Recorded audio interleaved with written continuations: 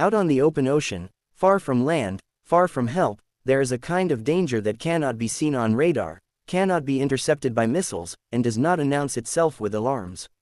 U.S. sailors have a name for it, and just hearing that name makes experienced crews go quiet. They call it green water. To someone on land, the ocean looks blue and calm in pictures, but sailors know the truth. When waves grow tall and heavy, the water turns dark green, thick and solid looking, like a moving wall. Green water is not spray. It is not foam. It is the full weight of the ocean itself rising and crashing over a ship's deck. And when it hits like a freight train. Modern U.S. Navy ships are built to survive combat. They are armored, compartmentalized, and designed to take missile strikes, explosions, and fires.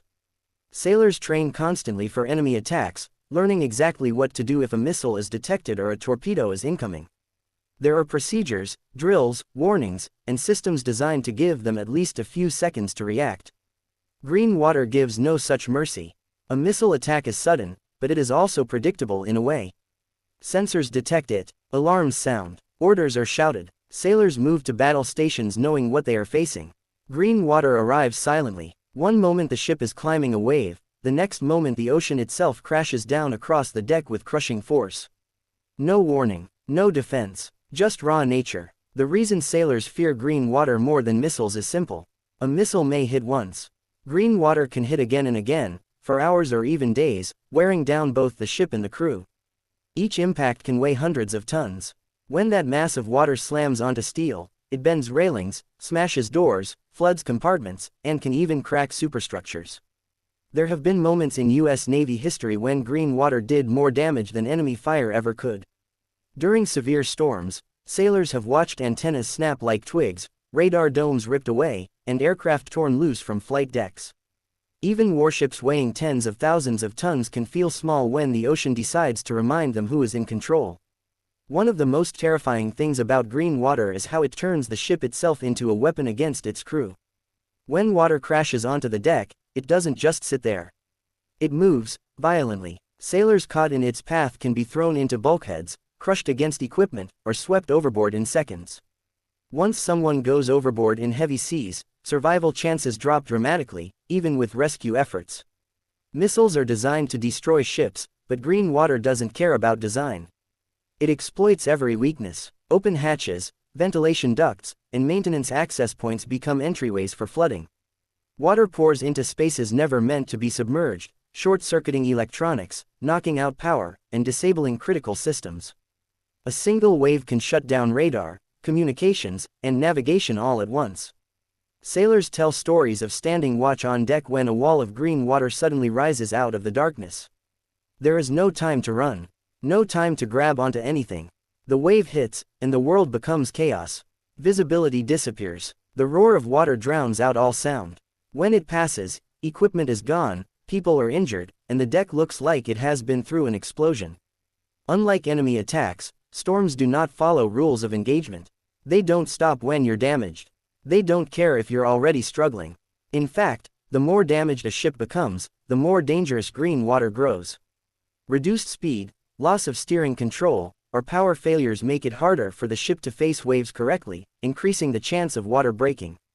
Over the bow, U.S. Navy destroyers and cruisers are fast and agile, but they have relatively low freeboard, meaning the distance between the waterline and the deck is not very high. In extreme seas, waves can rise higher than the bow itself. When that happens, green water doesn't just splash onto the deck, it completely buries it. Sailors inside hear the hull groan as if the ship is being squeezed by something alive. Aircraft carriers, despite their massive size, are not immune. Their long, flat flight decks act like giant catch basins. When green water hits a carrier, it can flood large sections of the deck, threaten aircraft, and even enter hangar bays. There have been cases where carrier crews had to fight flooding while also securing jets weighing tens of thousands of pounds as the ship rolled violently. Submarines fear green water in a different way. When running on the surface, heavy seas can slam into the sail, damage periscopes, and force water into openings. Even a small mistake during surface operations can lead to flooding in spaces where there is no easy escape. Submariners know that the ocean above them is always waiting. What makes green water especially frightening is that it turns routine tasks into deadly risks. Walking across a deck becomes a calculated gamble.